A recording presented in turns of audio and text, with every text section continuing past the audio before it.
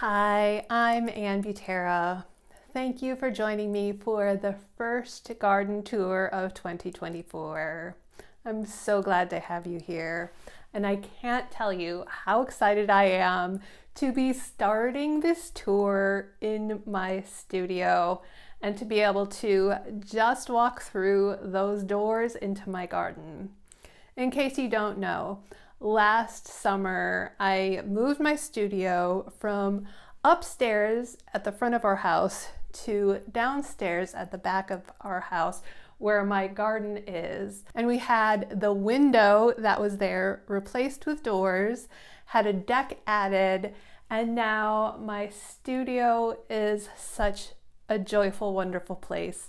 It always was joyful and wonderful before, but this is just a dream come true. As I am talking to you right now, I just turned to look outside and there is a rose-breasted grosbeak at the bird feeder. Watching the birds is one of my favorite things, and it was wonderful all winter. Winter can be hard for me, and having this space as part of my garden really made a huge difference. But let's not talk about winter right now. Today, I wanted to show you what's been bringing me joy in my June garden and to show you around. So let's go. It still thrills me that I can open up my studio doors and step out onto the deck into my garden. Looking to my right is south, and underneath that arch with the honeysuckle is the back gate. My garden is surrounded by a fence, and the space measures about 55 feet wide by 39 feet deep. The garage over on the northwest corner takes up some of that space. Over the years, this is our 11th summer here, I have filled the space, even the wall space, with plants wherever I can fit them, and I love including little bits of whimsy too. Behind me is the main gate, and we're walking on the main path and the main entrance into the garden. One of the plants in the bed to my right is this beautiful red and yellow columbine. I believe it's a native variety. I have cut sprigs of it to bring into my studio to use as reference for the paintings that I've been working on this week. This is my favorite way to work, and I've had such fun working on these columbine paintings. Some of my alliums are growing in the same bed with the columbine. This footage was taken before we redid the bed and before the flowers began to fade. They have been so beautiful. We replaced rotted wood and reshaped the bed. We'll be putting in a new path similar to the one with the gravel and the stones. For now, it's cardboard to cut down on the mud. One of the things I love about the deck is being able to put pots on it.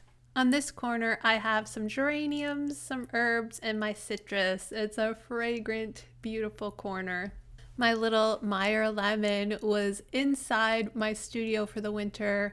Now it's outside with some new growth and some flowers coming. It has some beautiful little lemons. My key lime also is filled with new growth and flowers, and I hope I get fruit from them both. If we look back over at the path for a moment, I want to point out the violas. Some of my violas from last year made it through the winter in the path, and I loved seeing them each time the snow melted. And then in the spring, so many plants and flowers appeared in the gravel. They're not really meant to grow in the gravel, but I love them. They're sweet faces and all their colors. I like to think of my garden as a happy jumble. Self-seeded plants are some of my favorites in the garden, and I like to let them have their way, at least to a degree. My garden is a mix of vegetables and fruits and flowers and herbs, and I like to let everything mingle together. Moving over behind the garage, I have a bed where my clematis is growing. This purple one is Jacmani. I have another one that's not doing very well, and one died over the winter, so I'm not sure what's going on here. But I am happy to have the flowers and to see that this plant seems to be doing well. In the same bed, I have a sweet little lily growing. This is a Martagon lily called Sunny Morning, and it was a gift to catch the beautiful giant swallowtail enjoying the flowers the other day. Also behind the garage is where we're keeping our pizza oven and the grill. I have been using the shelf underneath the pizza oven as a place to harden off my seedlings as I bring them outside from where they were growing inside under grow lights. Walking back into the main part of the garden, you can see my containers and my other raised beds. On this first arch are my peas, which I had to replant, so I have an unintentionally staggered harvest, which has been nice. So far, only a couple of plants have been giving me peas, and we've been eating them as they show up. I love being able to eat from the garden, and I love that my garden visitors can also enjoy eating in the garden.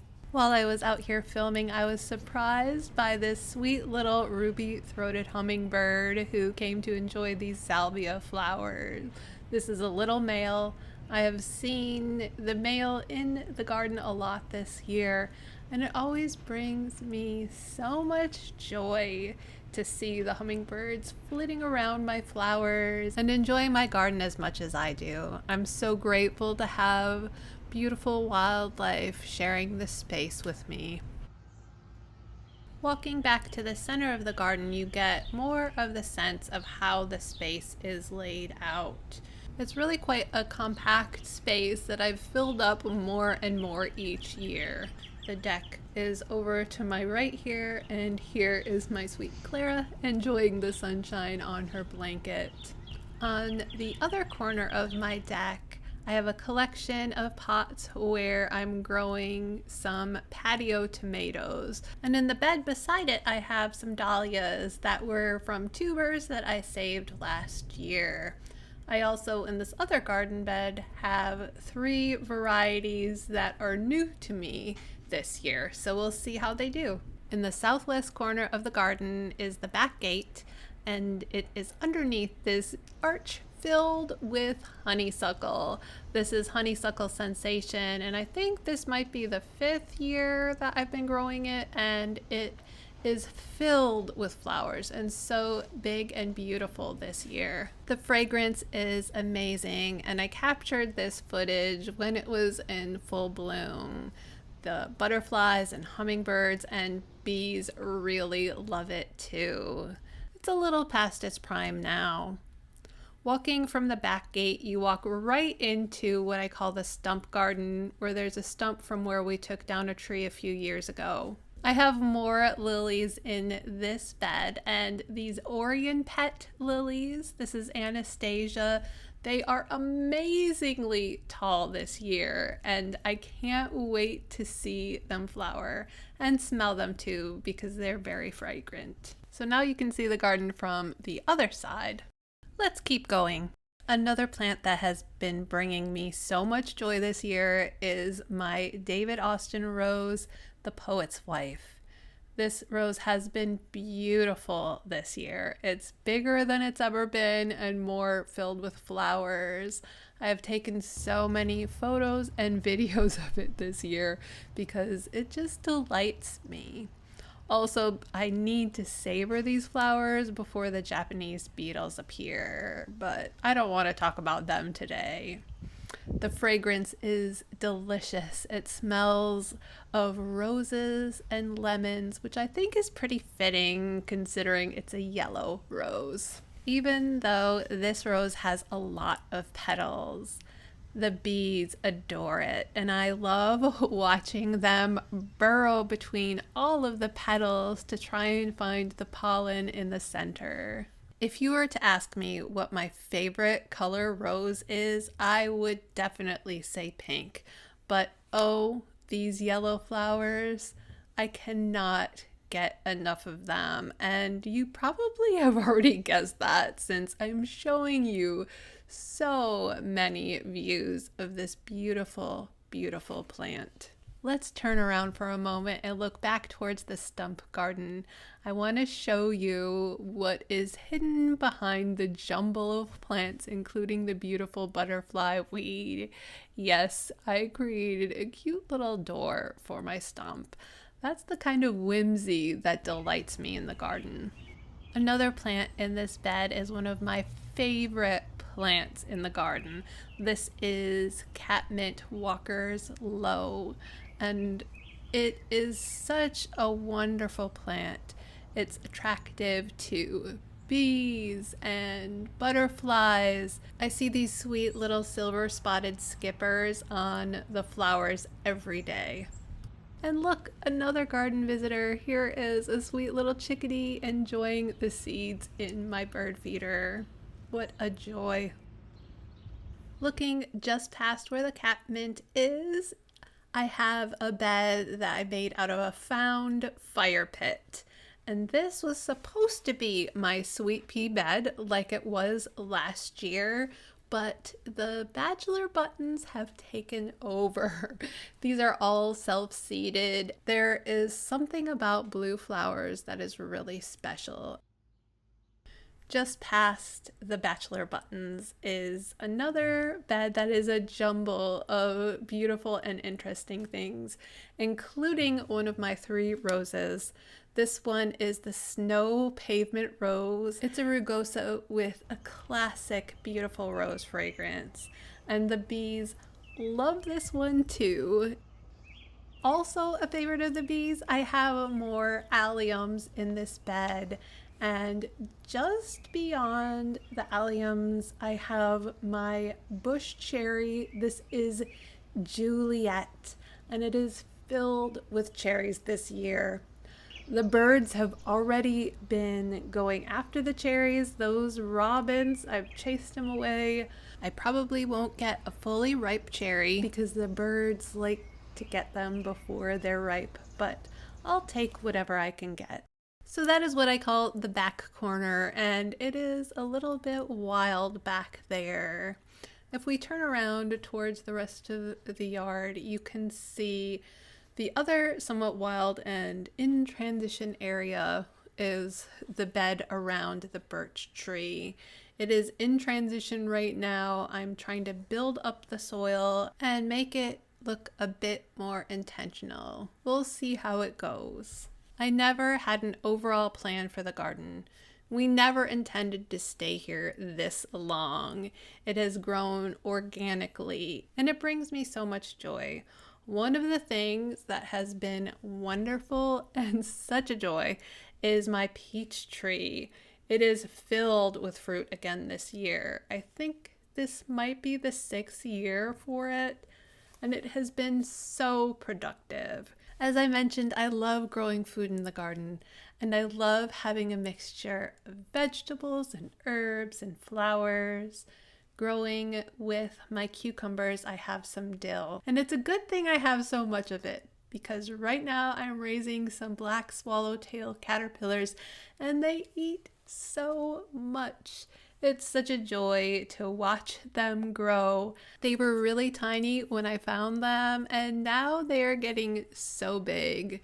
Soon they'll be ready to pupate and rest in their chrysalis. Although the garden beds and the paths and the patios came about over time and without a plan, they bring me so much joy. Around every corner is another little surprise that delights me. I have different kinds of raised beds and some in-ground beds, and every planting area is a combination of things, or as I like to say, a joyful jumble. tucked in over here between a bed of flowers and my tomatoes is another rugosa rose. This one I think is Hansa. It smells delicious with that classic rose fragrance. And in this last section, I have my tomatoes, I have marigolds, I have eggplant and basil and sweet alyssum and more catmint, another joyful jumble. I hope you enjoyed this tour of my garden. It is just starting to rain again, so I'm headed back inside. Thanks again, and I will see you next time.